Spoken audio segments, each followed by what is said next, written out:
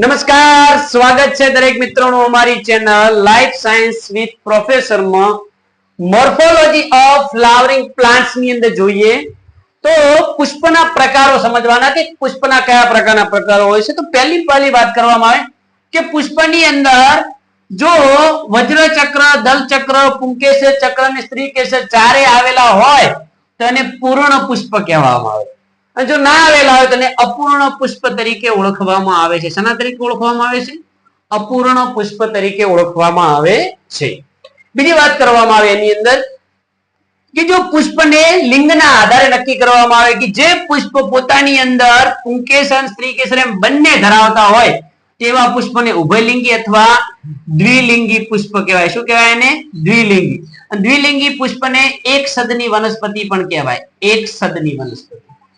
એવી રીતે એક લિંગી પુષ્પ કે જે ખાલી પુંકેસર અથવા સ્ત્રીકેસર ધરાવતો હોય, કાં તો નર પ્રજનન તંત્ર કાં તો એકલું માદા પ્રજનન તંત્ર, તો એને એક લિંગી એટલે કે દ્વિસદની વનસ્પતિ કહેવામાં આવે છે.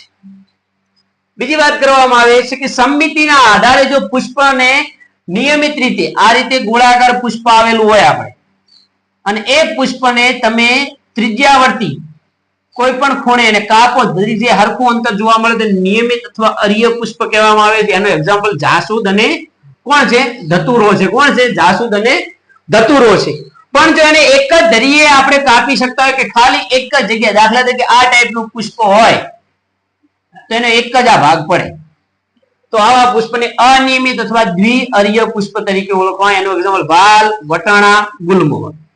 એવી રીતે વાત કરવામાં આવે કે પુષ્પની અંદર અવયવોની સંખ્યા જો સરખી હોય, એનો મતલબ કે વજ્ર ચક્ર પણ 3 હોય, દલપત્ર પણ 3 હોય, પુંકેસરે 3 હોય, સ્ત્રીકેસરે 3 હોય, તેવા ત્રિઅવયવી.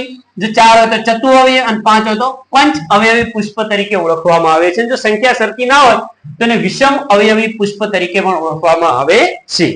ત્યાર પછી વાત કરવામાં આવે કે જે પર્ણના કક્ષમાંથી, દાખલા તરીકે આ પાંદડું છે અને આના કક્ષમાંથી કોઈ પુષ્પનું નિર્માણ થાય છે તો આ પર્ણ આના માટે નિપત્ર બનશે. શું બનશે?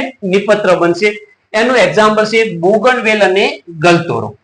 જો બેટા હવે ધ્યાન આપો, પુષ્પના આ મુખ્ય પ્રકારો છે. આ સિવાય પુષ્પના પ્રકારોની વાત કરવામાં આવે તો કે બીજાશયના સ્થાનના આધારે અધોજાય, પરિજાય અને ઉપરીજાય એવી રીતે પુષ્પોને વિભાજિત કરવામાં આવે છે.